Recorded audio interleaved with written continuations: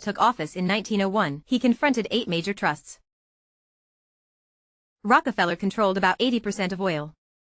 Morgan held financial power. And U.S. Steel monopolized 65% of the steel market. What did Theodore Roosevelt do? He pushed for the Sherman Antitrust Act and broke up Standard Oil. Of course, the capitalists were unhappy.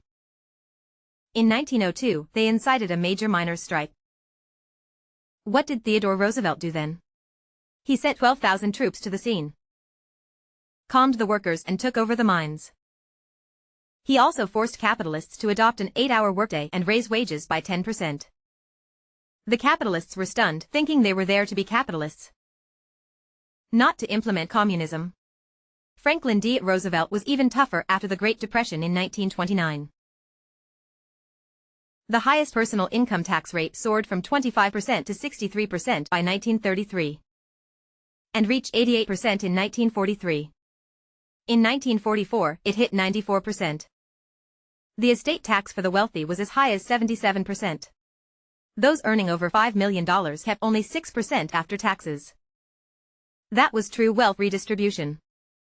Can one imagine Elon Musk or Jeff Bezos earning $10 billion? Only to pay $9.4 billion in taxes?